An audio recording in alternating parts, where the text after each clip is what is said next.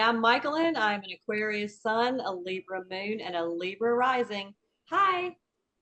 Hi, girl. What are you, Crystal? I got my camera off because I'm smoking a cigarette. I don't want y'all to see. I know, but what's your sun, moon, and rising sign? Oh, I'm sorry. It's Leo rising, Leo sun, and moon Sagittarius. Wow. All right. What about you, Damien? I am an Aquarius sun, a Leo moon, and a Taurus ascendant. Oh. And Antoinette. Okay. I am a Pisces sun, a Cancer moon, and a Scorpio rising.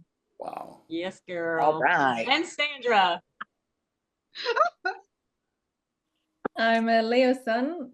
What am I? Have I'm a a look at Leo the chart. sun and moon, and a Gemini rising. Yes, and My your brain knows Leo that. sun and moon, your Leo sun and moon are sitting right on top of each other too. That's very cool. Okay, now we can see this Yeah. chart on the screen. Mm-hmm. Yeah, I can see Okay, it. okay. I thought I'd just double check. Hello and welcome everybody to another chart reading group. This week we're looking at Sandra's chart, or Sandra if you're in Australia. And just before we start too, happy birthday for next week, by the way. Yeah, happy birthday. Just putting that out Happy there. birthday. Happy solar return. That's right. You know what, Sandra, you've had more experience with this chart than anybody. Just from looking at it, just to maybe kick us off, when you look at your own chart, what would you say would have been the most influential planet on your chart? The one that seems to have the most impact? It's all right if you don't feel this.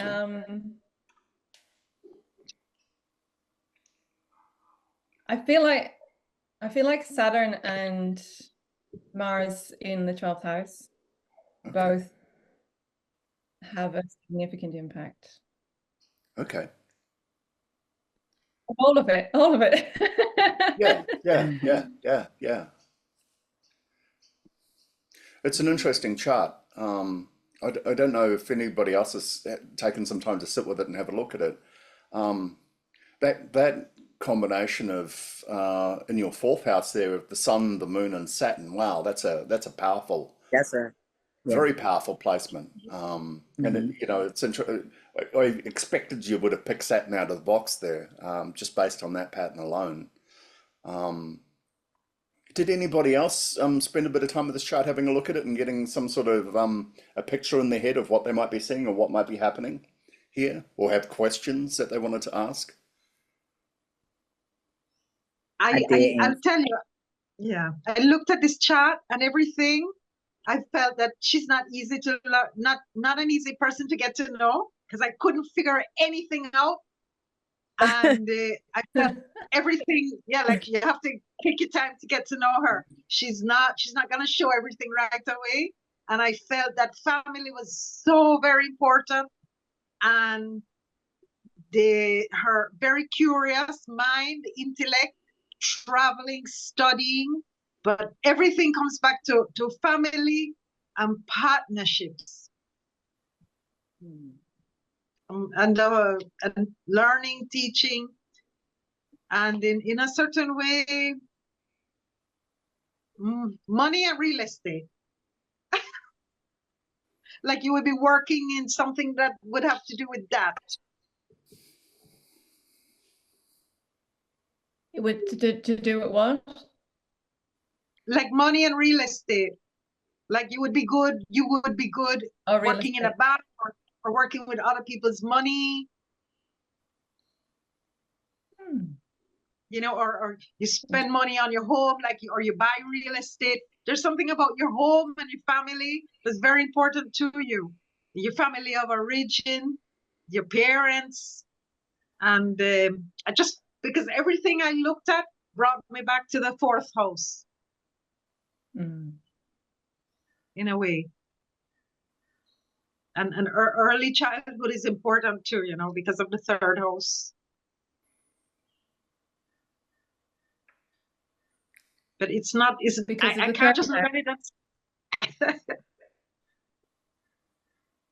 But you know what I did Why did you see? say, All the planets. Go ahead.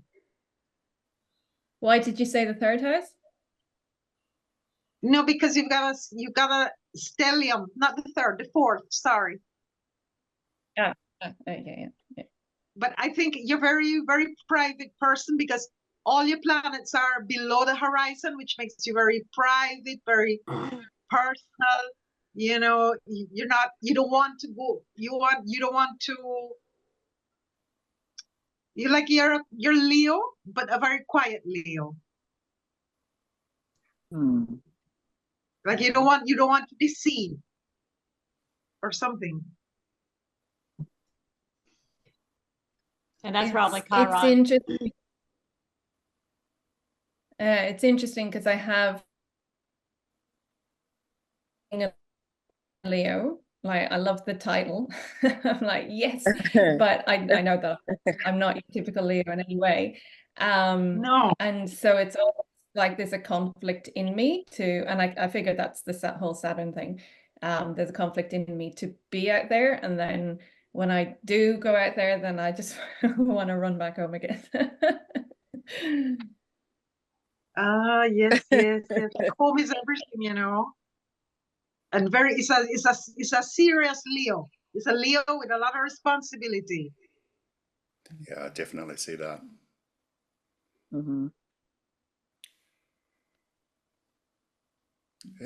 Can I ask how do you, what's your relationship with anger? With how do you express anger? Do you express it?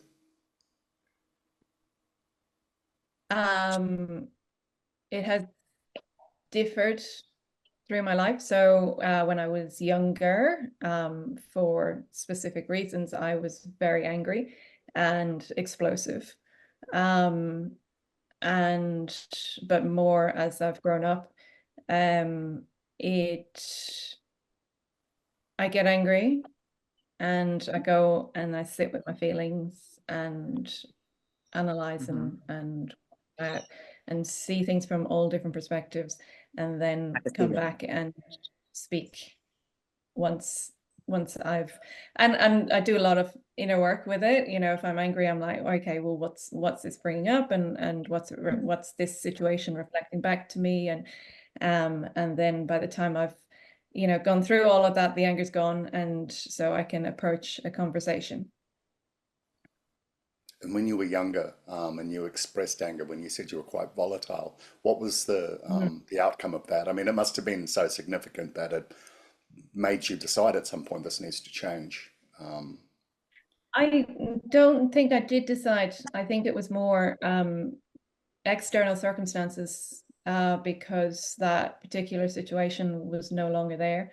So that level of anger wasn't there anymore. And there was a Saturn, there was a confinement that, where there was nowhere, like my anger had to explode out. And so, yeah, I don't ever think it was a conscious decision not to be that way anymore. Just luckily that don't find myself in those situations anymore where I need to explode like that. Okay. I just want to say, before we go on, you're the boss of this, so I get a sense of, and I agree with Antoinette. Yeah, there's a very strong privacy side to you. So if there's something you're not comfortable arguing, that's not a good word to use. Not comfortable discussing. I should look at where my mouse is. I'm actually quite an open book, I guess. I've no problem talking about anything. I think it's probably true, what Antoinette said, in that I prefer to take a long time to get to know people, and I know that the people I take a long time to get to know are the people who'll be in my life forever, as opposed to those friendships that happen instantaneously and then they fizzle out quickly, I find. But I've learned not to try and I'll tell anyone anything about me. I don't. I'm yeah, maybe I come across as private, but I'm not really. Maybe private's not the word. I just noticed that when you talk, you pick your words very, very carefully. Well, maybe. And you're very clear to be specific about what you're saying. So that's my takeaway. Maybe that's not true. I'm just saying you've got the power over this. So if it's going in a direction or that you're not comfortable with, if we're talking about something that is too personal or private, and this is the same for anybody we do a chart reading for, you've got the control over. You can put the brakes on at any time. So I'm just putting that out there. Maybe it won't be a thing. Yeah, no, thank you. Yeah. Yeah. Cool. I'm just curious to hear what other people's thoughts are, especially on that stellium down there in the fourth house, because man, this is an interesting chart. Yeah. Mm-hmm. What are your thoughts, Krista? What are your instincts telling you? I was thinking that maybe a lot of what she do is dictated by her family. They might have a strong influence on her life and her decisions that she makes. Is that right or wrong? Oh, well, it's all in the fourth house. Yeah, so the family Say I that again. come from, not at all. They were all scattered all over the place and see each other occasionally, and stay in touch, but there's not a huge influence. I guess for a long time there would have been sort of a subconscious influence of, you know, what I put out there in the world and how that would be received by them. But I don't really feel I've grown through that. But yeah, my immediate family here, I homeschool my son, and so that obviously has a big influence on my movability. And we live on a farm, and my husband works away. So yeah, there's a lot of responsibility and limitation and restriction, which I do feed that story at times. We have a beautiful life, a wonderful life, and as the rest of my chart probably indicates, is like, you know, I just don't do the normal everyday living. You know, it has then my MC in Aquarius has to be different, and so, you know, it's rich, but I do have a tendency to go into, if I'm not in a good space, I do tend to feel quite restricted in there. Got you. And control, yeah. Yeah, this is a lot. I see your modalities, they kind of even out a little bit. Look like you might be a bit passionate. You feel like you have scattered thoughts sometimes. Do you think a lot? Yeah. Yeah, it's hard actually, the modalities being that sort of equal, because then you're like a little bit of everything. And I think that's potentially the main issue I have with my chart, is like, I do get really passionate about things, but then it fizzles out before it becomes, you know, and then I'll sort of move on to the next thing and be really passionate about it, and then it fizzles out, and I feel like I never quite, you know, fully manifest the big thing. Yeah, I get that. My sister's is like that, and she's the same way. It's kind of hard to grasp on the one or the other. It's like you're battling with all three different ones, and they're so strong that you can't channel through one. It's like you're going through all three of them. Yeah.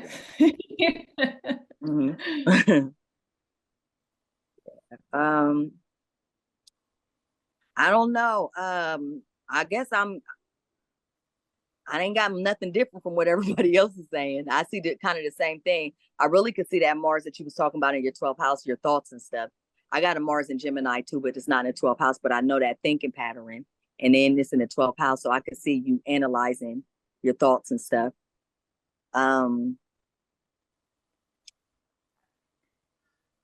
Yeah, I mean, I see what everybody else see. I guess if everyone's struggling with this chart, my question really is, how do I maintain energy? Like, my energy levels are not anywhere near as high as I feel like everybody else in the world are. And, you know, when I do get that spurt of passion, Like I've got a grand trine there, which is MC. Go on, Antoinette. Yeah. Mars in the 12th house. It feels like I want to go, but I'm because it's the house of endings, and it's hidden. Yeah. So you can't get. You have to go and take Mars out of the 12th house, and because it's like take action. Yeah. And that action would be so you have to look to Mercury to help Mars to get out of the 12th house. Right. It's like I wouldn't say that you were shy or not assertive, because I think that nobody should probably mess with you. You don't mince words. I'm very respectful of people with Mars in Gemini. But yeah, so the physical energy might be low, so you will have to do something extra to move that Mars. Maybe, yeah. And then Yeah, Mars all is your running cardinal around. houses. See, What was that? That Mars is it's running. ruler. Sorry, go Antoinette. Yeah, Mars is the ruler of the South Node. So you may feel like this is like in a past life, you were limited in some way, or you had to live in seclusion, or you were isolated and you couldn't go out, or you were like a warrior of some kind, that you were imprisoned. It's something like I need to get out. I need to move. Like you have so much energy, but the energy is locked away. And that could be like from a heavy feeling from a past life. That's right. But it's the rule of the South Node. Yeah. Against Venus is the rule of the North. And that grand trine you were talking about, just to add to what Antoinette was saying about Mars up in the 12th house, that's running down to, is that running down to Pluto, or is that running to the North Node down there in the 5th house? It actually runs to both. It runs to both. It's a friend. To both. So you've got Mars in the house of endings up there in the 12th house, running a trine down to Pluto, with your North Node down there in the 5th house, and they're both pointing off to your MC up the top of the chart. It's grand trine energy flows through that pattern easily, but is it good energy? Is it energy that it's after the fact energy in a lot of ways? I mean, you were talking about your relationship with anger right at the beginning. We're talking about loss down here in the 5th house, and then it's all pointing off to a future where anger causes loss, or loss creates internal anger, and it all points off to a future that's in opposition to your stellium down there in the 4th house. So just because it's a grand trine doesn't mean it's one that's working for you. It's just easy energy that's moving in a way that, well, whether you work on it or not, it's like a machine that's just gonna keep running and running and running. And you were talking before too, that when you go out there and you do try and put yourself out there, then you freak out and you withdraw, into your home and stuff. And maybe that's that opposition from that grand trine running down there. So that's just building on what Antoinette said. The challenge here is to move that Mars energy out into an area where you can start accessing that energy more. But you may feel like the times that you do that have been unrewarding. They may even cost you, with that Pluto energy. And Pluto and Libra, I mean, that's a pretty explicit lesson. It's about learning to God, I don't know what level of the game you're playing at. I mean, if when you're in survival mode, that's learning to cut your losses, to balance, to take what you can and move on. But you sound like you're in a better point in your life now, and it sounds like a lot of that the positive changes that you've experienced have been because you've been able to activate that balancing energy. You've been able to find equilibrium and so on, and that's perhaps created a more of a positive flow of energy in that grand trine up there. Because at the same time, you've got two T-squares there, and they're very, very powerful T-squares on your chart. You know what I mean? Almost everything on your chart that's positive has a caveat attached to it. You've got all that beautiful Leo energy, but you've got Saturn that's sitting right on top of it that says, hey, you know what, this lifetime we're going to not be so Leo. We're going to do things slowly and carefully, and we're going to follow the rules this time. And you're going to learn them at home. Sorry? I don't follow any rules. Okay. Yeah. I don't.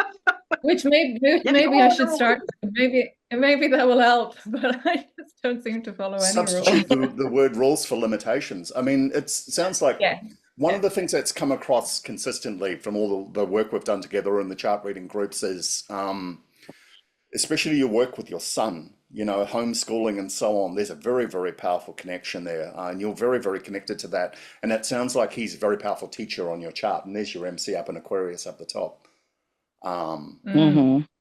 So, and that's maybe by being able to activate that energy, you've started working on that opposition there. But maybe that was the point. One of the things I'm really wary about, I think a little more cautious about when we do these groups too, although Antoinette makes it so enticing and so easy for me, is to talk about past life stuff every time we do one of these things. But when you look at esoteric astrology, that talks about three different levels of consciousness. You've got mutable, what they call the mutable cross, which are the younger souls. They're all sort of in their own little patterns, running around the world doing their own thing without any real reprisals or consequences. You know what I mean? And we get these clients all the time. And then you have the fixed cross, where suddenly everything stops and slows the hell right down, and suddenly we become accountable for all that karma we built up on the mutable cross. And the transitory agent, the one that stands between the mutable and the fixed cross, is Saturn.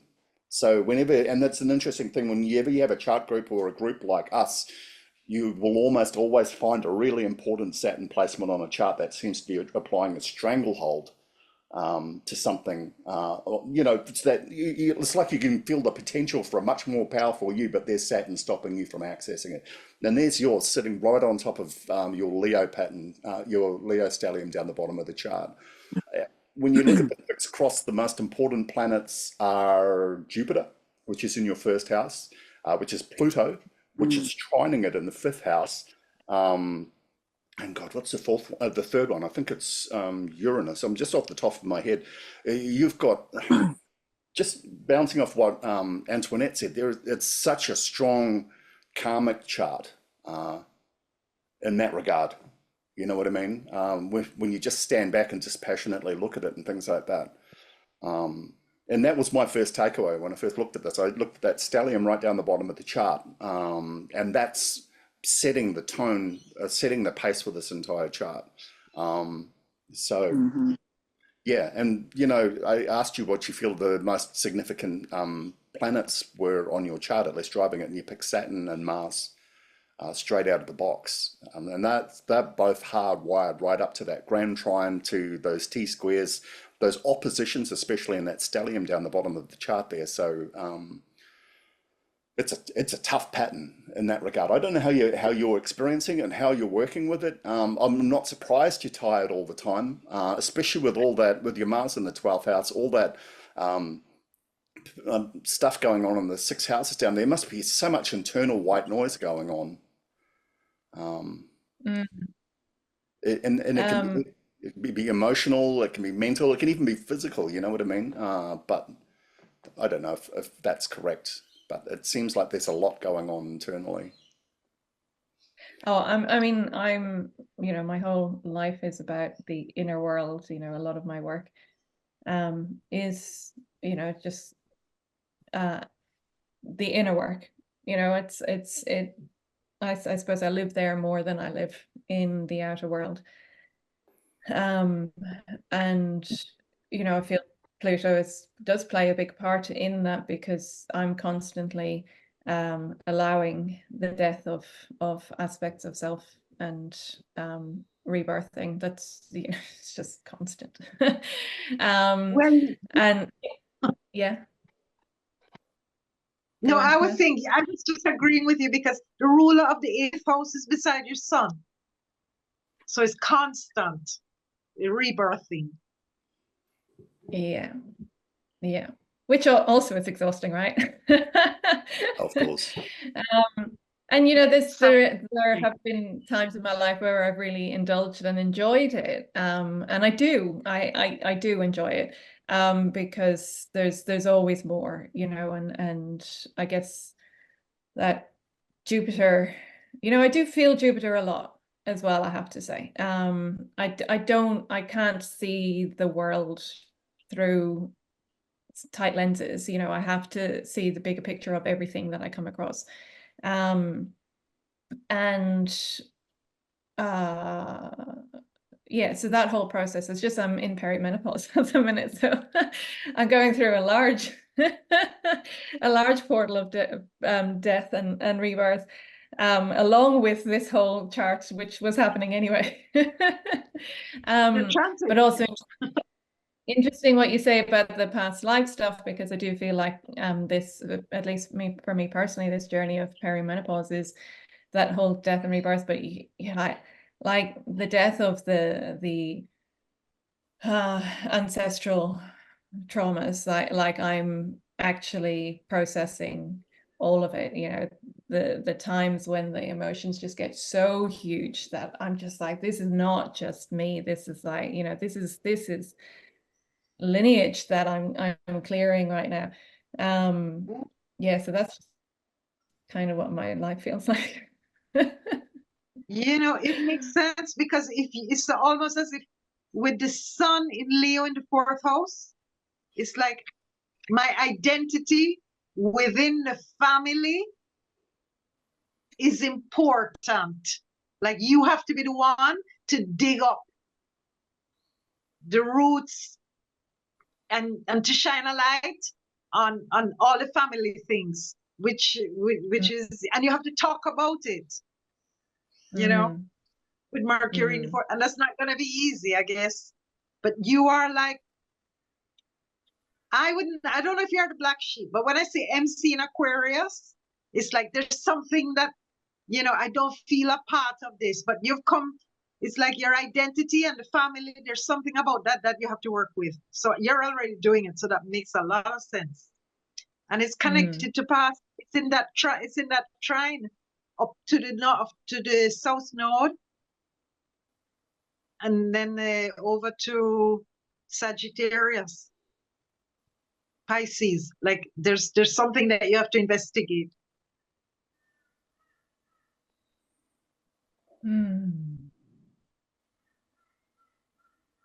Tell me the good things. Let's look for something good. Venus in the 2nd house, family values. You love to be loved, and you love to love. The Tina Charles. I love to love. No. Okay. I got it away. It's the coffee. And you were born, and I see, because I wrote down some stuff, you know, and I say you were born at a new moon. Yes. So it's a new cycle. And it seems to me that it was, are you the firstborn? No, I'm the middle child. Because like mom and dad were really close. They were there for you. But there's no, dad was an I didn't hear alcoholic. Mom was processing her.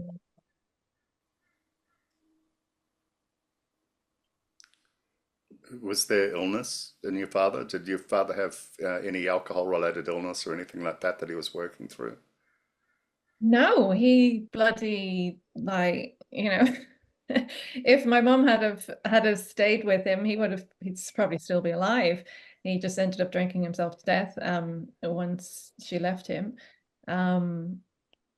but yeah, no, I mean, like, you know, it was their illness, as in every time anyone else got sick, he had the same problem, because he wasn't capable of empathy.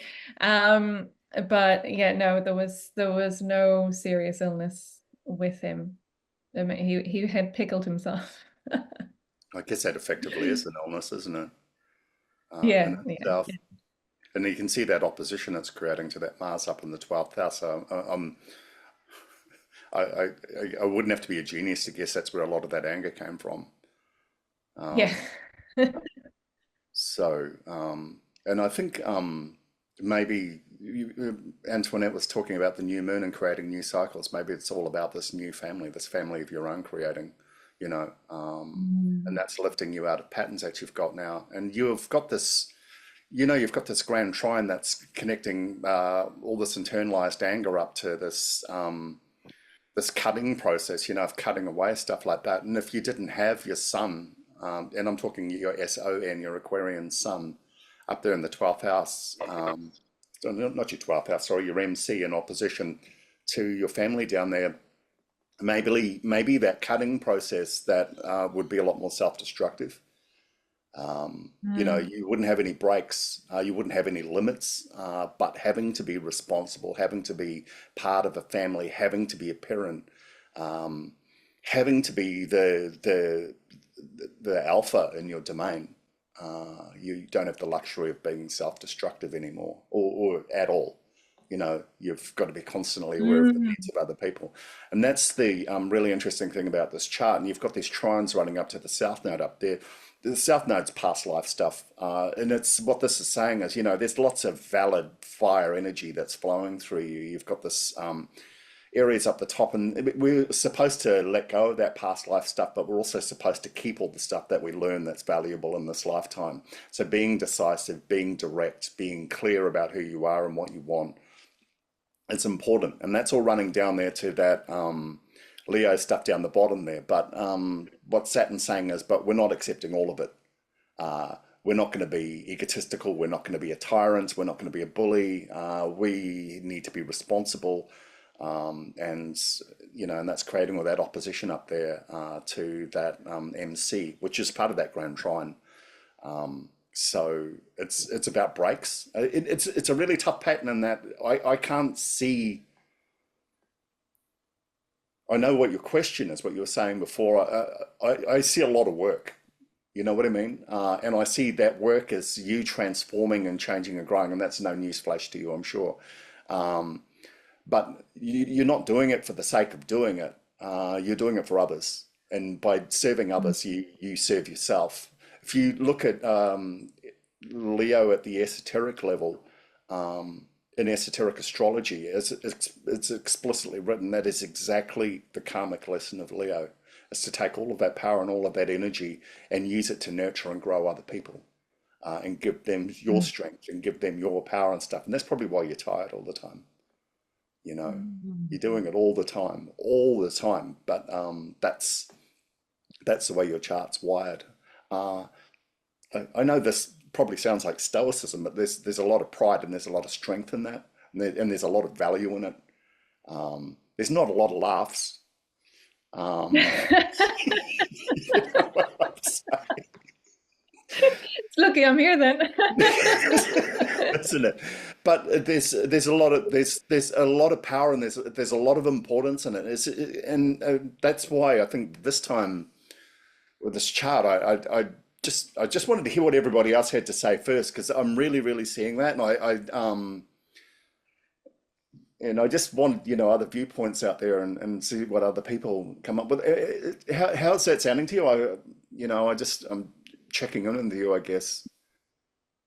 Yeah, there is that underlying sort of knowing that it's all important. That even though I don't feel like I'm always out there doing, you know, what I'd always sort of dreamed would be the outcome of all of this inner work, was to like bring it out into the world. That, you know, for now, having it in my sphere, my little sphere, is enough and is more important than anything. It's like, you know, when I'm freaking out about, you know, why can't I ever get to that point where, you know, the Leo in me gets to shine, that, you know, that little voice says, you know, sometimes the most important thing that we do in this life is now I've just destroyed whatever the quote is, you know, that child that you bring up.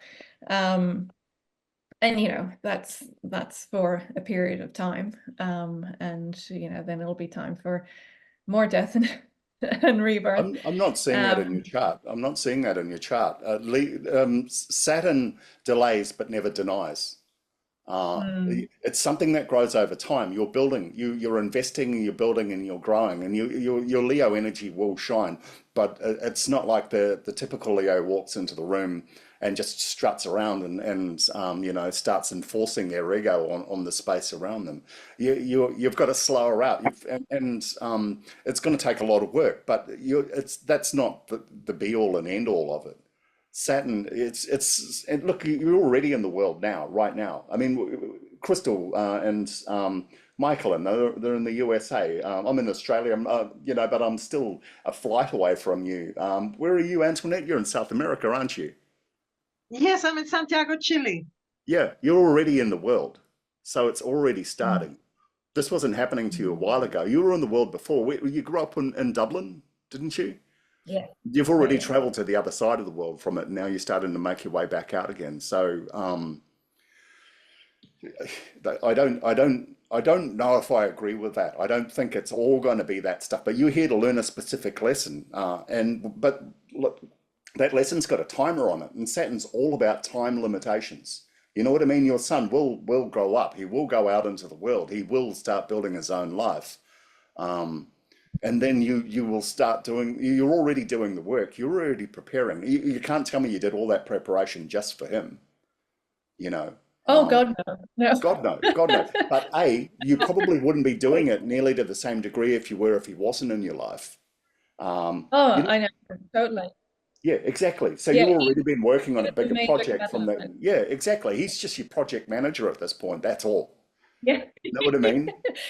And even to that degree, you know, coming down to my 5th house, you know, he's very much a creative and has awoken Yeah. my creativity in me, which I'd completely denied. Like, you know, when he was born, I was already sort of coming into the world of my intuition, and then he just like exploded that.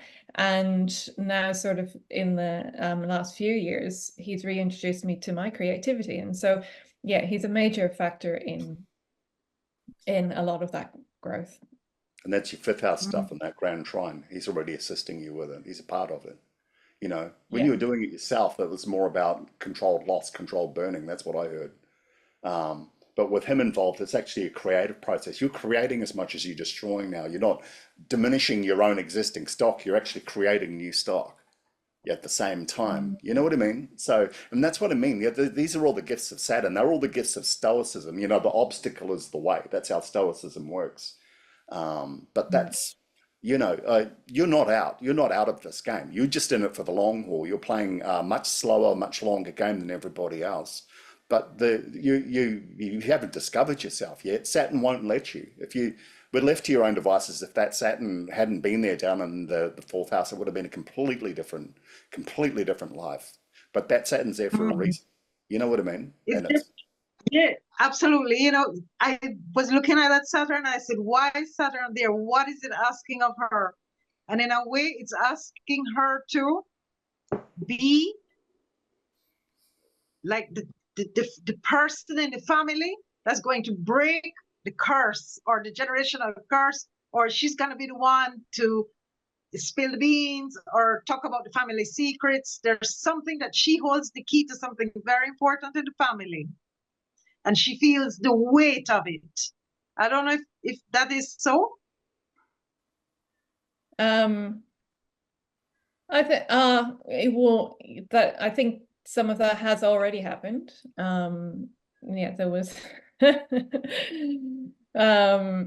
it was a shared responsibility though with one of my sisters. And yeah, we blew the whole thing open So Wow. yeah, and that did change a lot of dynamics. And I guess, yeah, I mean, voice expression has a lot to do with it. And I feel like that's a big part of the journey. You know, we've got Mercury in that stellium as well. And is he in the stellium? At Yes, least in that well, it's in the same house. House. Yeah. And so I feel like, you know, part of that death and rebirth stuff is also finding my voice at deeper and deeper levels. Like, you know, it's, you know, we keep finding more that goes unsaid, that then has to be said. Not necessarily, you know, big bad stuff, but it's, yeah, this continual journey of, okay, I keep that close. It's time to talk about that now. And yeah, I mean, even just silly things like, you know, I think everything through, and you know, so much goes unsaid. So learning to use my voice before I have completely come to the conclusion myself, and share that with my family. So yeah. Is that mistrust? Do you not, and I'm not talking about your family, do you not trust the world to support you and what you're doing? Here's one of the first things I learned about you. When Yeah. you first started coming to these groups, the first time you spoke, your first time you spoke up was almost at the end of the session, and you had taken the time to pick your words, and you had clearly written down what you wanted to say. You'd structured it all out, and you were very, very careful. You were quite nervous when you said it too.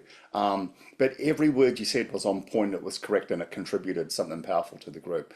And even right from the beginning when we first started talking, and I said to you, you've got control over this process. And the reason is I can see you process, you think, and you weigh up your words carefully. I just want to know, do you have any insight why you do that? What are you afraid of? What do you think is going to stop you? What's in the way of that? Has that Saturn expressed itself in the past as a powerful figure who's criticized you or cut you down to size? Has that been a big motivator all the way through this? Yeah, I guess. I guess my earliest memory is being, I don't know if they're memories or they're just the stories I was told, but as a very young child, I would wonder. I feel like I was very floaty and in the moment, as I guess kids are, but not an aspect that I recognize very much as in my older life. And then I just feel like, you know, there was, as most people have, is that, you know, well, this is how you're supposed to be in the world. And you know, you get into trouble because you've wandered off into someone's house and spent hours playing with their daughter's toys, and the whole road has been out looking for you. Searching for miles. And you know, so you Stupid doesn't wonder.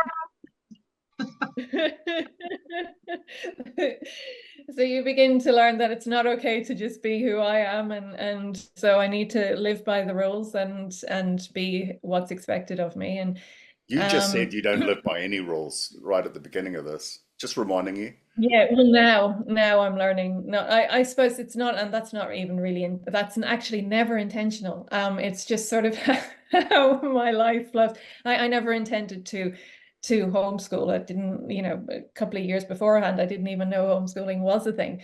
I'm not one of these mothers who you know, knew that that's the way that they were going to go. It's just my son decided he wasn't going to school, and we just had to catch up. And so so that aspect of my life just was different. And then when I was go to school, and then I was like, well, why do you have to go to school? Because actually everything that is about school now that really doesn't fit in, doesn't feel aligned anymore. And so he again opened that door, and I was like, okay, that doesn't make sense at all.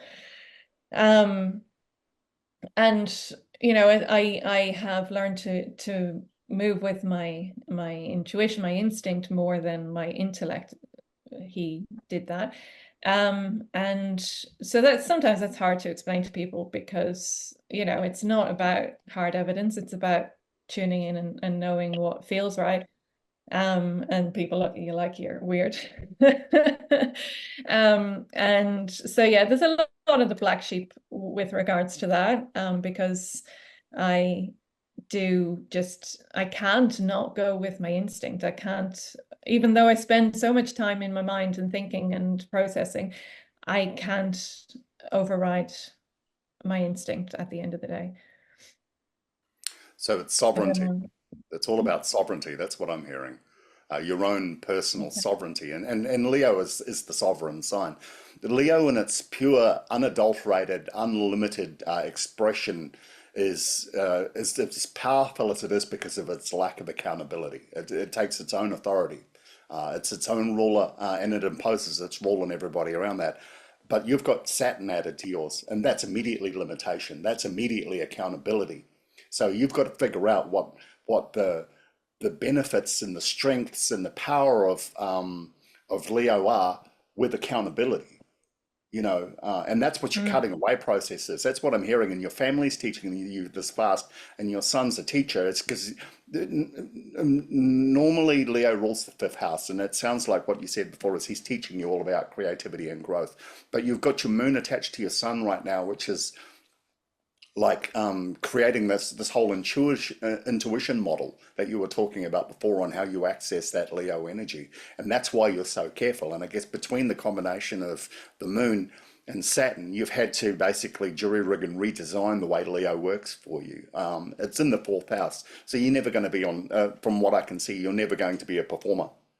You know what I say? You're never going to be on reality TV. You're never going to join the Kardashians.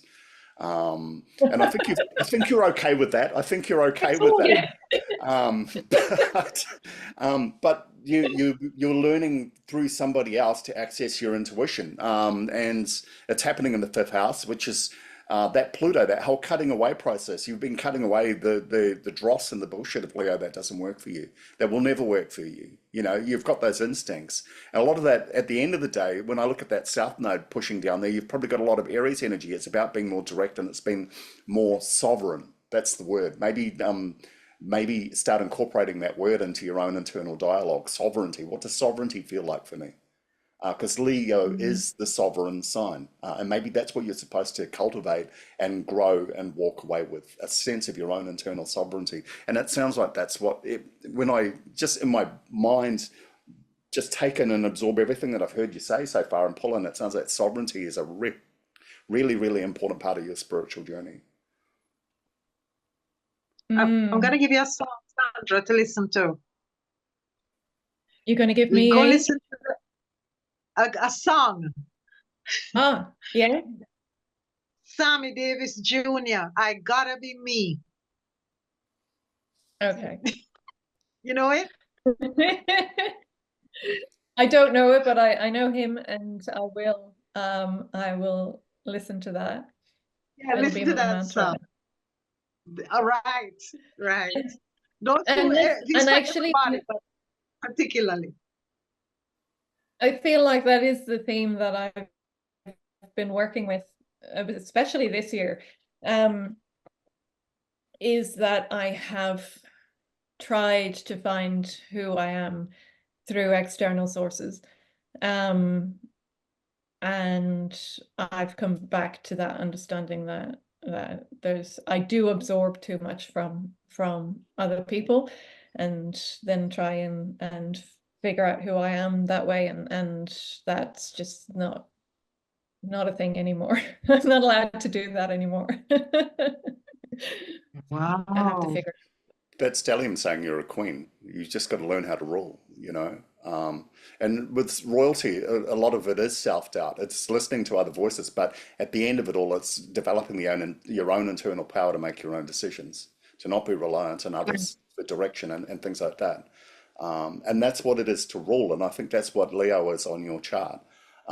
It's not about even the role of sovereign, and it's really, really clear in your chart, is they don't rule for themselves. They rule for other people. They serve other people. And it's up to them to decide what the quality of their rulership will be. And maybe that's again, that's why I just wanted to hear what everybody else had to say first. So I see rulership and sovereignty in this, and it's you're learning how to rule. And for a lot of people, and as you see it in history, rulership is about sacrifice. It is, but the best rulers, you know, they take that and they use it to allow them to grow and to cultivate who they need to be to make wiser decisions, and to be stronger people. You know, and I think again too, you'll even after your son's grown up and moved on, your relationship with him will still be strong. He's still a teacher for you in so many ways. But that's a whole new part of your life is going to begin. So that's for me. That's just the word sovereignty. Take that word and just and maybe start applying it to your internal growth process. What is sovereignty to me? It's what you know internally. What does that feel like? What does that sound like? Yeah, and what you said, Damien, about emotional security is not going to be found in anything external. It's going to be found on the inside. You know, knowing your home is in your heart. You don't depend on your family. It's just you have to find it on the inside. So I don't know what it's something like that I want to say. Yeah, it has to be with I am my home. I am the queen of my home. I rule my throne. Sovereignty, because Leo is a sign of monarchy, right, Damien? Absolutely, absolutely. Yeah. So it's queen. It's the queen. It is. Yeah, and it's a queen who serves other people. So you know, yeah. What are your thoughts, Crystal? That'll be why I'm not physically strong. I'm just because listening. Sound like y'all got it. Sorry, Crystal. Go on. Oh no, you're okay. Go ahead. I'm sorry. No, I was just joking. That'll be listening. why I don't feel so physically strong, because I'm not supposed to do all the menial tasks. Now you're getting it. Now you. Bravo! There we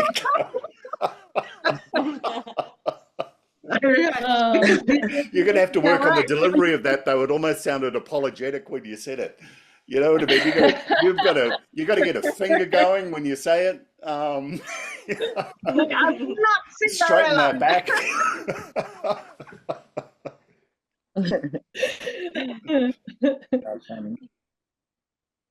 Go ahead, Crystal. Everything sounds good. I like to listen to what's your name again? Oh gosh, you always talk about the past life stuff. Antoinette. Yes, yeah, you. I like to listen to you because I'm really into esoteric, and that's my goal.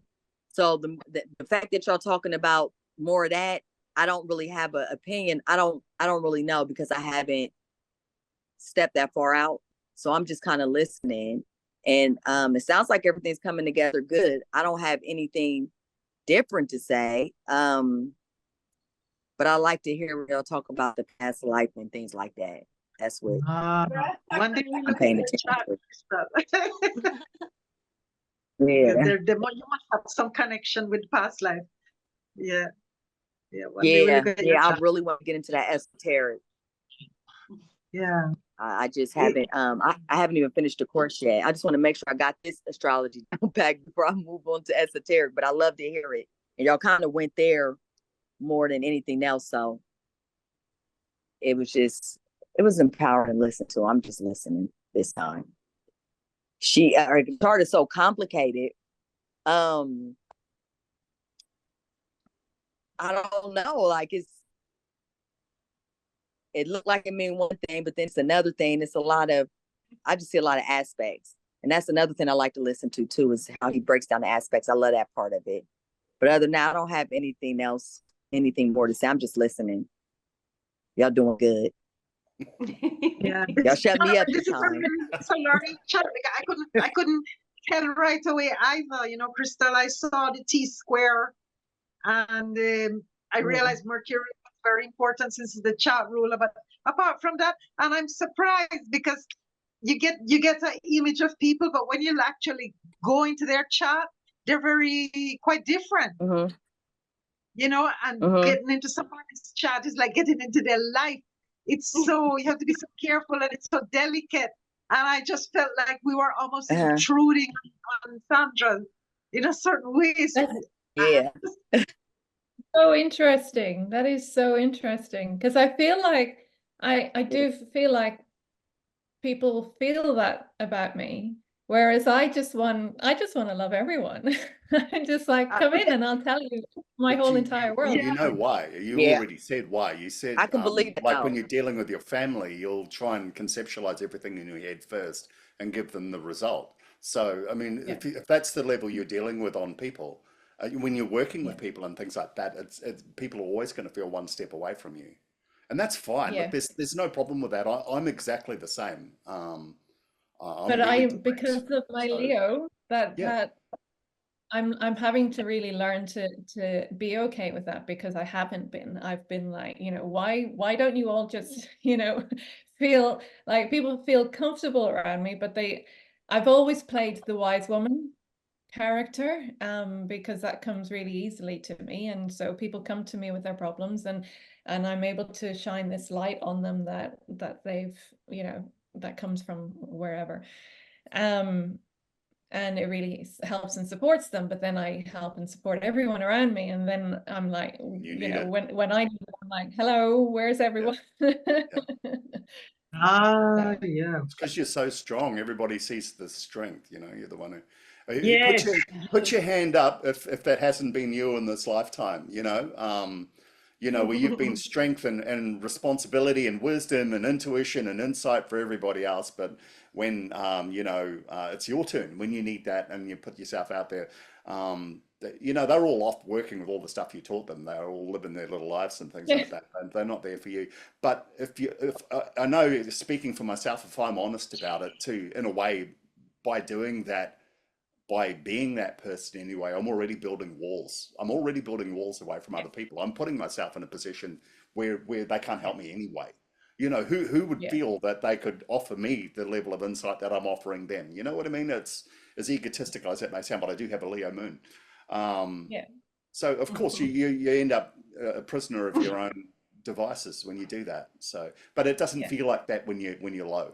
You know what I mean? It feels pretty lonely.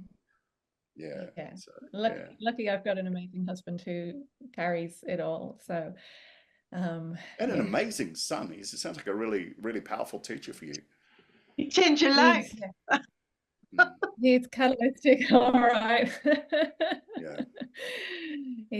He came in knowing exactly what he was here to do, and just gets to it straight away. Yeah. But even for himself, he's the most self-motivated person I've ever come across. He's just like gets, an idea and then just goes and does it. So yeah. Well, that's a part of you. Remember that. I know. He is a part of you. So the opposite part of me. You reach us out. Yeah. And actually, that's actually very true. When I allow myself to take action straight from inspiration, it flows. But more often than not, I spend too much time thinking about it until I've dissolved the energy of it, and then I just don't do it. Yeah, I can see that with your modalities and your elements and stuff. I really can. Like you got a lot of air, and I know that must be a mental fog sometimes. You got a lot of passion, a little emotion, and the logic is kind of small too. For the practicality, I'm sorry, that's what I mean. So I could see where your practical energy isn't really kicking in too much. You probably start a lot of things and then you switch up a lot, and then you think a lot, you think in your head a lot.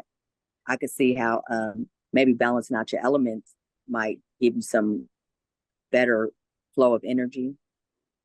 And that's in your cardinal house. You got a lot of initiating energy too, but your planets is kind of look like they're more mutable in your cardinal houses. So you might like to change a lot. And your husband teaches you a lot. I see he got Sagittarius qualities. I mean, I really just see the basic without getting deep into the chart. But but y'all just broke everything down. I can understand how you thinking and where you going and all that other stuff. I can see it.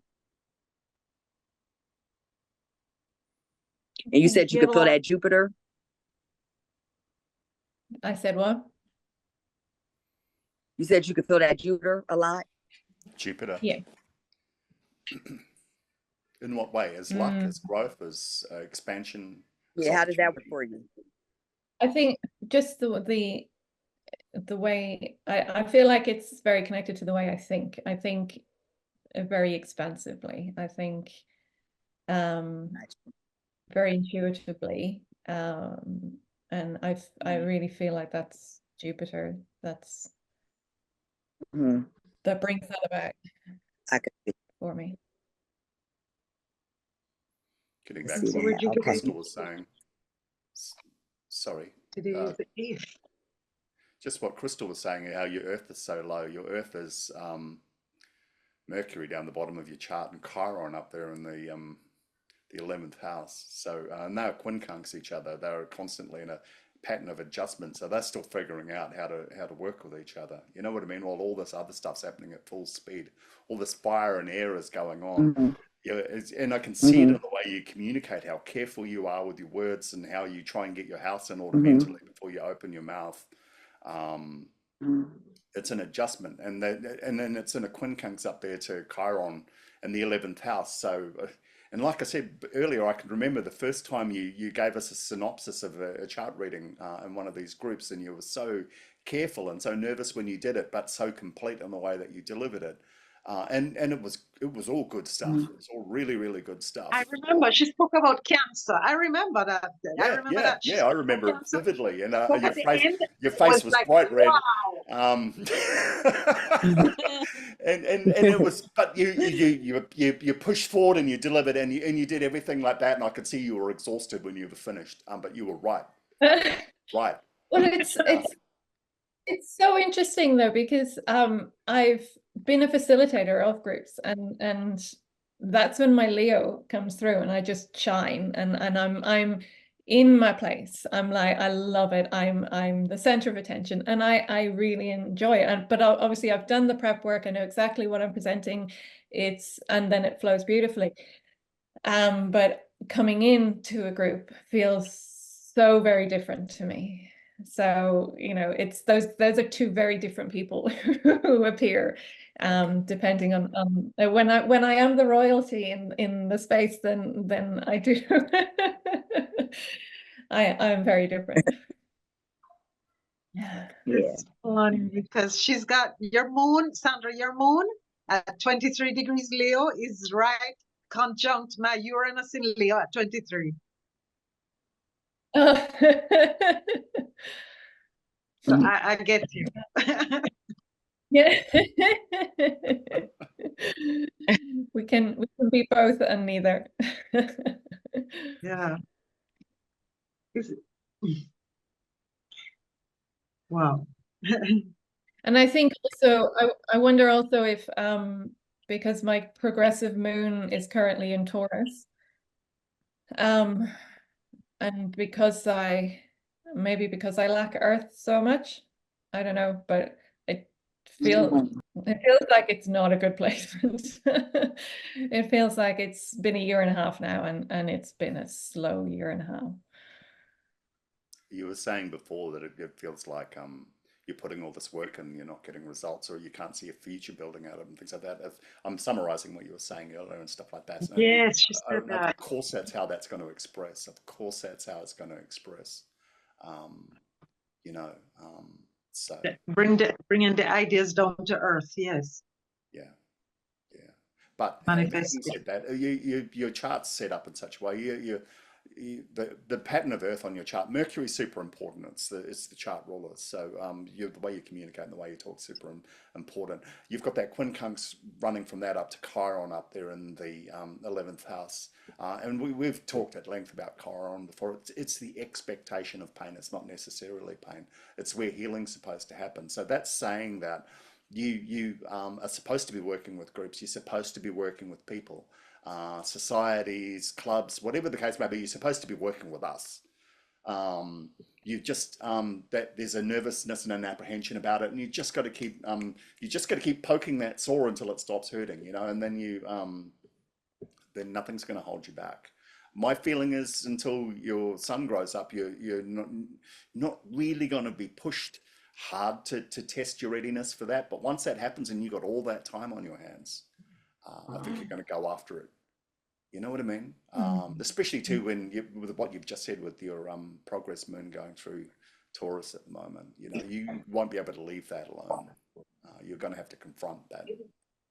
You know, but your fifth house will be full been by a then. whole year and a half of confronting that. Yeah, and it'll come back again, you know, and it'll express in different ways. But like I said, you got your fifth house is filling up now. Before you were working with the same inventory and you were cutting down. Now you're starting to build that fifth house up. You're becoming more creative, more expressive, which is working with your intuition. You know, that fourth house moon, and that's helping to resolve that opposition up there. I think you're just starting to find your stride, you know. And like I said earlier, you're already in the world. You're already out there. You're already doing it. And I don't mean to diminish it. And you're saying you're talking about groups, but I think maybe you got a lot of that moon stuff going on right now, and it's setting off alarm bells and things like that that don't really need to be set off. I think just from what you've said, there's enough. I'm Aquarius. Michael and I are Aquarians. We work on evidence. We're not necessarily that intuitive. She's a lot more intuitive than I am, I must say. But purely evidentially speaking, based on what you've presented to the forum today, you're already well on the way. You're fine. You're fine. You know. Doing everything you're supposed to do. You're preparing. She's preparing for something big because she's got Jupiter and Mars in transit in the 12th house. So it's coming up to the ascendant. It's coming up to her natal Mars. So you're gonna have a Mars return and a Jupiter return.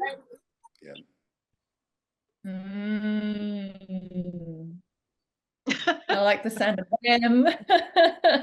It's like starting over new. It's like finishing. You're tired because you're finishing up the last 12 years. Audit. Yeah, it's an audit. The last 12 years. Jupiter.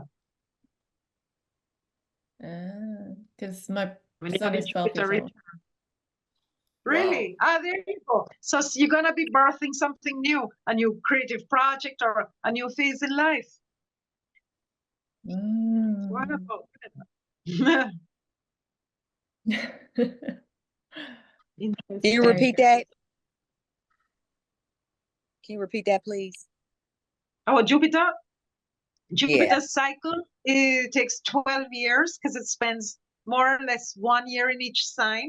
And right now, Jupiter in transit is in Gemini. And so when it reaches the natal Jupiter, she would have finished a 12-year cycle and starting a new cycle. So usually when that happens, you say, what happened in the last 12 years or 12 years ago? And what do you want to happen in 12 more years? And then you start working on that first house, second house, third house. Okay, I got you. Can I ask you a question? The last one we were talking, you said something about the degree and the rising sign. What did you say that meant again? Well, I was speaking about tarot. Like, what is degree of the rising sign? May have to do with a tarot card, maybe. Or I thought you said something about like I thought you said something like something important happened in your life around that time when the degree is degree of the sun. Yes, the degree of my son. I have the degree of your son. Yeah, okay. It was a son, but any degree point is important in your chart, I think. But it was a son, and I said that I have the sun at 6 degrees. So I went. So what happened to me when I was 6 years old? Something like that. Yeah. So you think something happened to her when she was 22? Or is that 22? Did something happen to you at the age of 22? I feel like you can remember. I'm trying to remember when 22, what, 2000, what are we in now? 24? Yeah, you 2000. like me. I can never remember the year and stuff. I mean, just before the change of the millennium, Sandra, 1999 would have been just before the change of millennium. You're 1977, Yeah, so aren't you? So 99. I feel like that's when I feel like that's when I moved to Australia for the first time. Okay. Really? Wow. See, I was looking at the Jupiter. rising sign, so I was Trouble. looking at the wrong degree. I have to look at my chart. That I love that part. No, but the rising sign too. Look at this Jupiter, 29 degrees. So that means something happened to her when she was 29 too, something big, because it's in Jupiter. Could be. You think? It could be. I mean, Gotcha. it could well be if she did her transits for 29 years old, she's definitely going to find something. Because every Gotcha. degree point for me, something. I'm about to break I that left down a in my chart after this. Sorry. I left a long-term relationship when I was 29. Okay. Really? Oh yeah, look, and that would be Jupiter, and Jupiter's on your rule your 7th house. Okay, I like that. Exactly. Cool. Exactly. Look at that. Look at that, Krista. That's important. Yeah. See, I learn something every time. I'm gonna have to start looking at my degrees and stuff.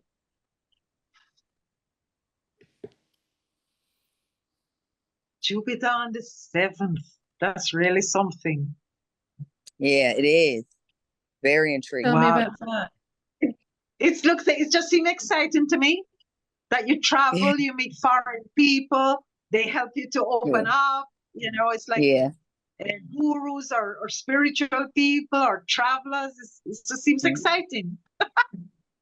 Well, because I 7th house is marriage and partnerships and stuff, right? Yes. Yeah. So yeah. So a lot of my inner work, my ability to expand my capacity to comes from my partnership, comes from my marriage. Yeah. Because he holds Yeah, I could see that space amazingly. But it It's seems to me interesting, like though, the role you're of your flirty. 7th house is in your 1st house, you know, in opposition to that. So that's an interesting juxtaposition there. You know, It seems to me like you're funny. You talk a lot, maybe. That's what I say again. Do you talk? It seems to me like you might be a little funny. You might talk a lot.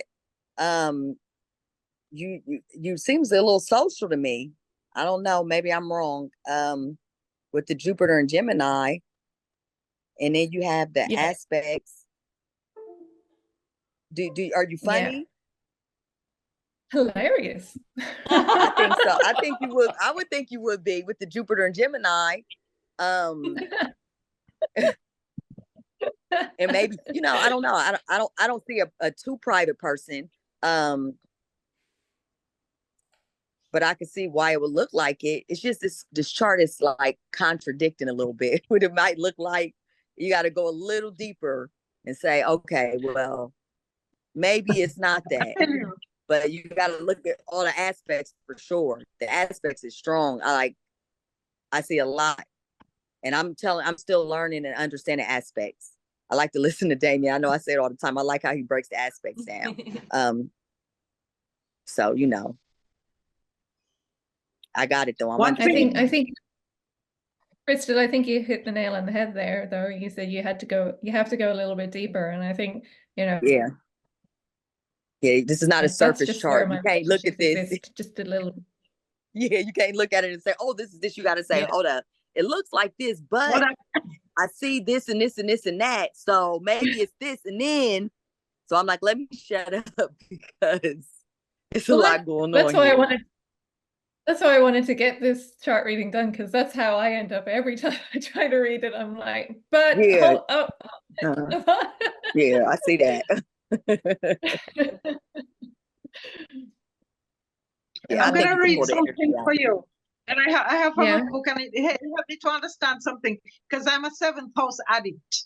You know, I always want to know about the partner, what you know. And see, you have the rule of the 7th and the 1st. Oh, by the way, this book blew my mind open. It's called Rulers of the Horoscope by Alan Oken. Okay. It's a great Let book. me, I'm I'm gonna screenshot. Oh, it put that back up. says Put it back up. Pretty much anything by Alan Oaken, Crystal. anything is What's the great. name of the writer? Ellen Alan Oaken. Let me Oaken. write that down. Okay. Yeah, I'll put a picture of it in the group. Okay, that'll And work. it says Because yeah, I bet you I can't use my free Audible with that one, can I? I got a free credit for Audible. I probably gotta pay for that, don't I? It's okay, I'll pay for it. First I want to get Damien's cards and then I'll get the book. In that order. I got the Kindle version first to see if I liked it. And I did like it, so I bought the book. So Yeah, I'm gonna get that. yeah. So I would 'Cause, girl, ask you you, be going Sandra, deep. do you feel that your partners have a heavy influence on you? Do they influence you, their beliefs? There Yeah, was. because Jupiter is in the first house. Mm. So it kind of helps it helps me as an astrologer to get ideas. That's basically it. I'm not doing everything that he says, but it does help. It does help. Yeah. Well, that makes sense. And your partner will help you to find out more about who you are. Because with Pluto in Libra, you come in to work with partnerships, to work with those kind of situations. So it makes sense that Jupiter is the rule of your seventh house is prominent, and Pluto is in Libra, and Venus is in Cancer, and the Sun is in Leo. It's like, you know, the moon is in Leo, right? Venus, Venus rule of. It's just because I heard you say I don't really like my Mars in the 12th, but God put everything in a certain place for a reason. And everything is a good reason. It's like a good reason, you know, like, because it's Mars in the 12th is spiritual. And it's true because Damien, the first thing he said, you get angry. And then there was something that you said, and I said, but Sandra is an alchemist. Are you? Yeah. You see, because you said, I transform everything. Did she not? Absolutely. Yeah, so there's something there, like everything is where it's supposed to be, because if it was not in the 12th, it would have been in the first. Yes. Yeah. Then you would have, then we would have a problem. then I have all the energy. Maybe too much. Yeah. Yeah. Well, I feel like Mars in the first in Leo, you know, that would be too much. Yeah. Your South Yeah, Node's yeah, in the yeah. You'll be on 11th fire. house. You'll be on fire then. Yeah, your South Node's in the 11th house in Aries. You were already out there. You were already out there. You were already energetic. You were already running around putting your stamp on. All your planets have been moved down to the 4th house now, and all that energy you built up in the 11th house through those trines has been pushed down to the 4th house. This lifetime you're sitting still. You're digging in. But that's just the way it is. So, but I mean, you learned stuff in a past lifetime. You learned all that stuff. You've got all that underneath your belt. And from what you've said before, when you facilitate your own groups, when you're able to prepare, when you've got your sovereignty, like we were saying before and things like that, you have no problems with that. You know about all that sort of stuff. The lessons for you this lifetime are learning to stay still, learning to be still, and to go inward now. Aries, it's got a lot of great things going for it, but going inward, nah, not really a strength. So, keep lying. So we're going to work on that. We're going to keep the fire. We're going to keep the fire, but we're going to go in this time. And we're going to do it. We're going to make you accountable for everything that you do. So you know what I mean? You'll be responsible about the way that you do things, and we're going to use that intuition more instead of probably those jackboots or that baseball bat that you did in a past lifetime. And we're gonna you'll shift your Mars off into the 12th house. So when you do blow up, it's gonna exhaust you for the next 5 years. Yeah, right. And we'll go back internally again, and then you'll get that trine running down to that 5th house Pluto stuff. You know, with your North Node, you're supposed to bluff, you're supposed to do all that sort of stuff, but you're not supposed to stay in the anger. You're supposed to do the balancing act after in Libra, you know, where you go through, okay, well, this needs to change, this needs to go, this needs to evolve, this needs to transform. All that internal white noise that you've got going on all the time, it's there by design. You just get more efficient at it, that's all. You know what I mean? So, you know, and I can't help but feel the more I talk about that part of the less encouraging it sounds, but you're already you're already so good at it. Yeah, oh good. You're already so good at it. That's come across loud and clear through this whole reading. You know, now you've got a mentor, you've got your son who's going to help you through this next. Don't tell him that. No, no. I'm an Aquarius. Why would you? You know, don't do that. He'll be in so much trouble. He'll have me knife making in no time. Yeah.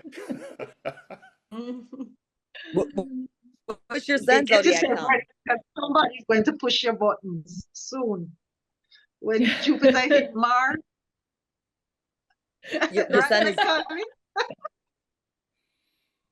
what if I was reading for myself, I would be so excited for Jupiter to hit my Mars.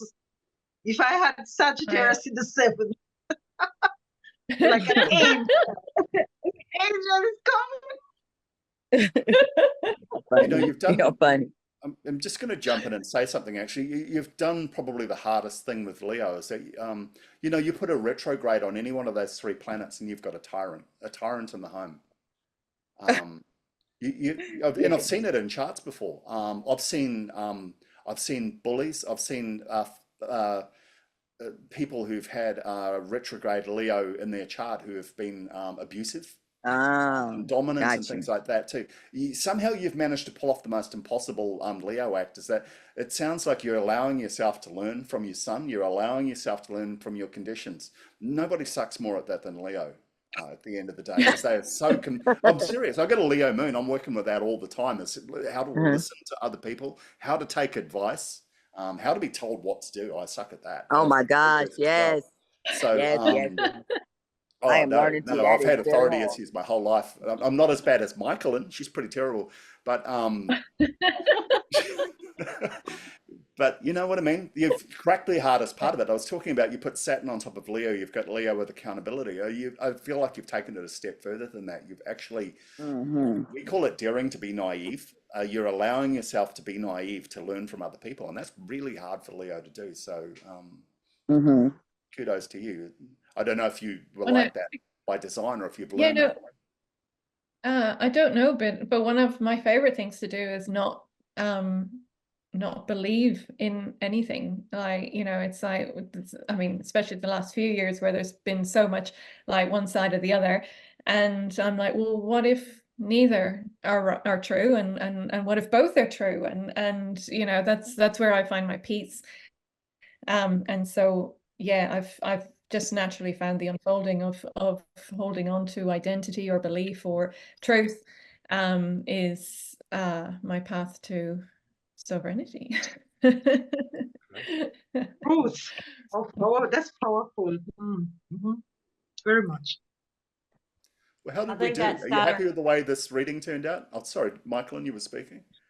I was going to say to go what she was just talking about. Do you think that might be the influence of Saturn because it's sitting so close to her sun?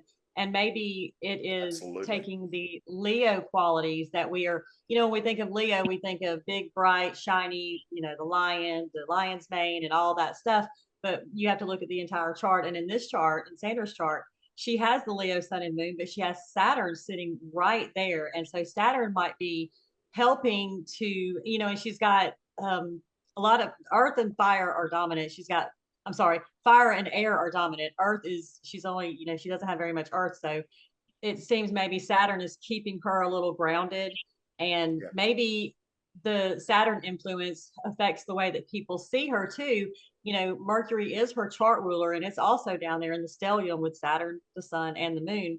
So maybe, you know, she was talking about people, you know, she feels one way about herself. You know, she sees herself as one way, and, you know, other people see us another way. And I think that like she was talking about, when she has a structured speech or whatever, she's very comfortable putting herself out there. But when it's something like this and it's kind of like improv, it is, because with her Mercury and Virgo, she's very careful with the way that she speaks, and she's very analytical, and she thinks about everything, and she wants to communicate effectively. She doesn't want to come across as somebody that doesn't know what she's talking about. And I think that stellium in the fourth house kind of wraps all that up, and it's also below the surface. So even though she's a Leo, she's not the kind of Leo that's kind of out there dancing on the stage and doing all that good stuff. She's more of a Leo in her own right. You know what I mean? Like at her house, maybe with her family, and with people that know her, closely. And that's kind of what I see when I look at it. I see Saturn right there just jumps out at me. I love the planet Saturn. I don't know if you just noticed when I muted it. Saturn jumps up, but Saturn's at the very top of my chart in the ninth house in a yod. And it really has an effect on my daily life, I feel like. So to me, I think Saturn is kind of giving you a little help in the whole process of who you are and how you want to be perceived and how you express yourself. And your Mercury, your chart ruler, is right there to help organize everything so that you can, be, because you do have a lot of Aquarius, a lot of air, and that's intellect, and like we talk about, you're raising that little Aquarius. So I think that all has a lot to do with it too. And not a lot of water, but the water's in your second house with Venus right there. And that's your house of financial, how you support yourself. And so that kind of tells me that you use your femininity to how do I say this, as part to gain income. Does that make sense? Maybe something that you do. I don't know. That kind of sounds weird. I don't mean you're a prostitute or anything. I mean,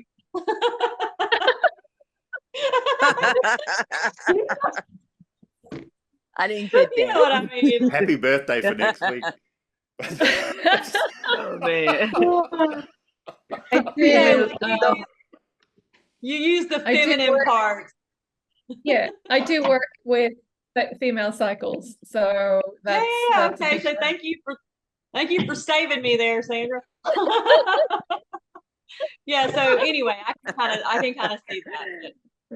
But and what your question earlier about energy and how to, because you feel like you may be a little low in energy, I went immediately to your sixth house, because that's your house of routine and health and all that good stuff. And I think that routine has a lot to do with the energy levels that we have. And I'm speaking from experience in this scenario. Also looking to see that you've got Neptune and Uranus in that house.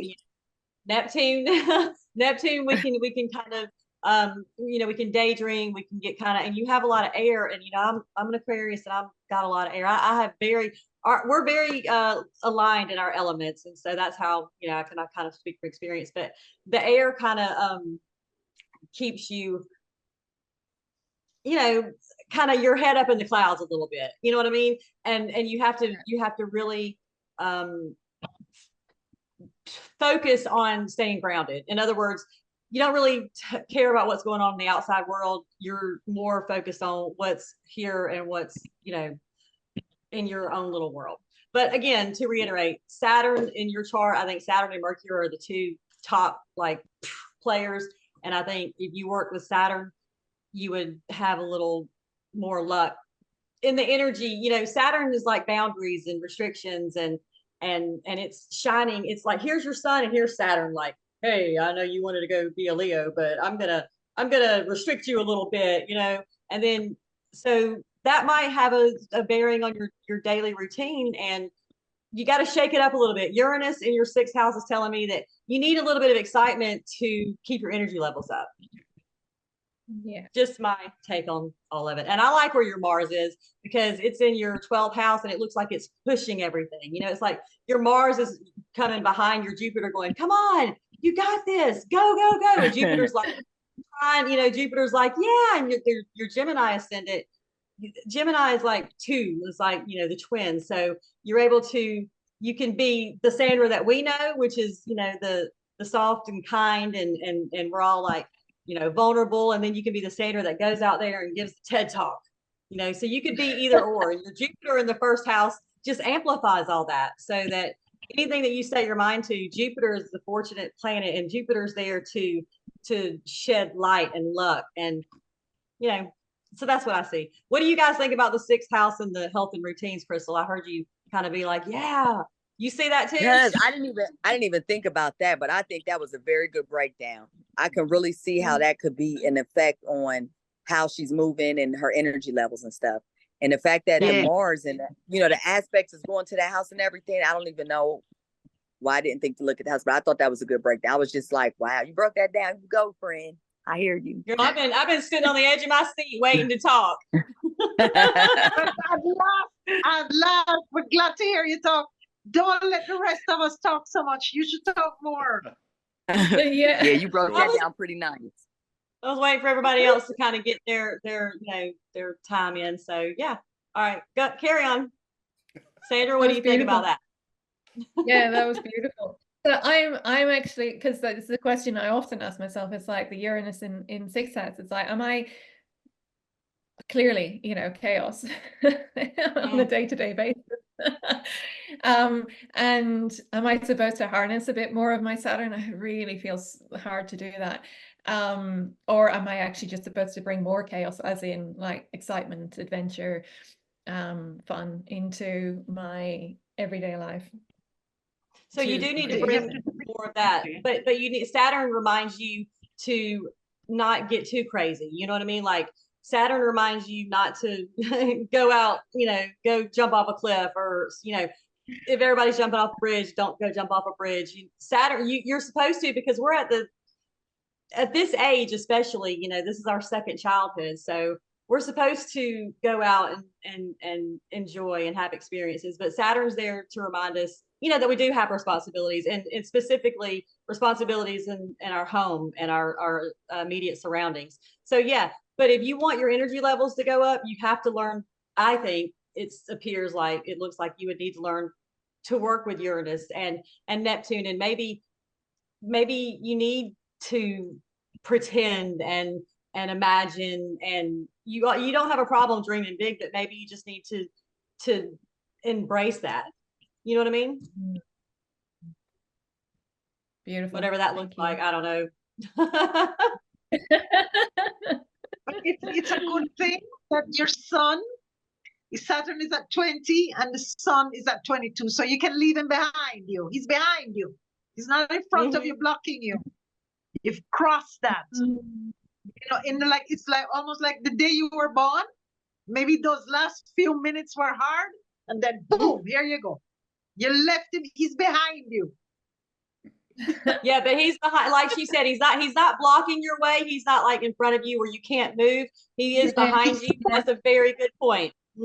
But he's behind you. He's close enough to you that he's still kind of protecting you and reminding you to.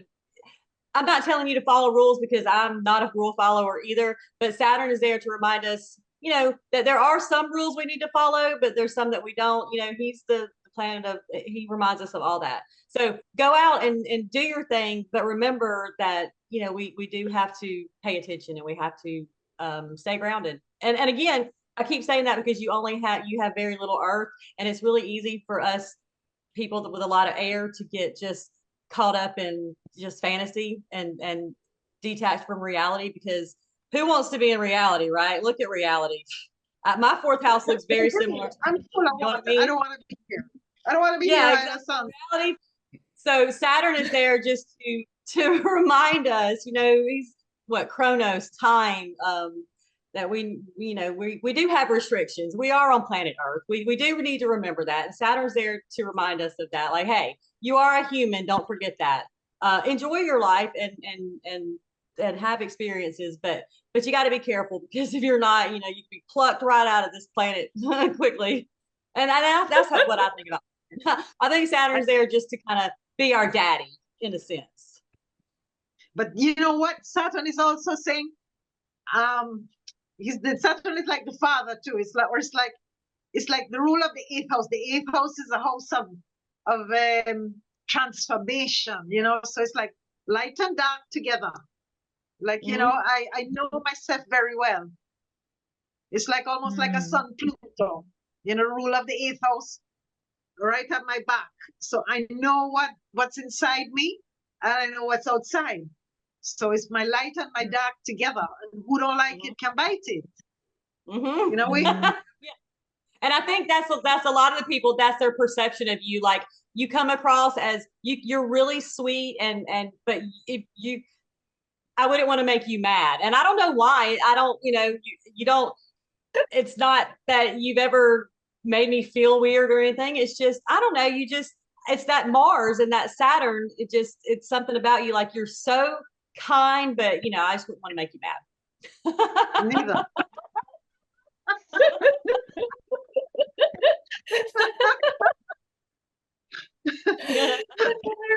Hey, and that's not a bad thing. You know, I'm looking at it, the stellium in Leo in the 4th house, and I just hear the music from The Godfather. You know, speaking like You're funny. like a family. The Godfather, yeah. So imagine the Godfather behind you. So you're out there like living your life, but the Godfather's back there, and he's like, hey, hey, hey, hey, hey, hey. You know, he's reminding you, you know, what you need to stay on the right path. Marlon Brando. Yeah. Oh Say my hello goodness. to my anyway. When we read the chat. Oh my goodness, my face is hurting now from laughing. Yeah,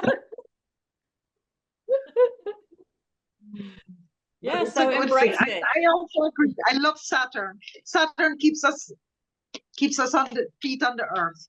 And he's a good guy. Just he makes you wait so long. Yeah.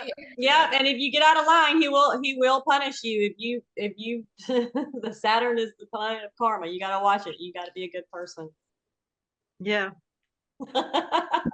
And I mean, we know that you are. And so we can see. I'm not allowed to take people out when I get angry, so you're all okay. I bet you gotta go and put away in the house. You gotta watch that Mars. She'll get you. We live on a farm. There is a gun right behind me.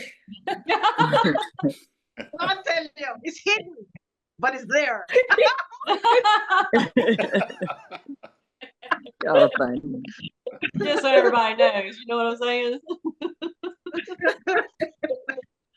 Very good. Oh So my how have we done goodness. today, Sandra? Amazing. Yeah, just great. I mean, it's so good to get all of the different opinions, all of the different insights. I feel like every time I sit down to read it, I just go around in circles. Because that's the kind of chart it is, but you know, at the same time, you can just see the evolutionary process. So you can see like, oh yeah, I was that, and now I'm that, and that's where I'm going. So, but yeah, some of those insights just make it all the clearer, and the whole fact of what I've accepted recently, I was like, all of this is here for a reason, and so work with it as opposed to against it, and then life becomes a little bit easier. So that's my current aim. Yep. I didn't realize that I gave people the impression I might, you know, take them out if they made me angry. So that was very interesting. And people, nobody's really going to tell you that, you know. I mean, No, I don't. no, Because why would they? I mean, why would anybody ever be like, you know what? You look like you could be mean if you got mad. There's no reason for anybody to say that to you. But just so you know, that's my impression, and I don't know.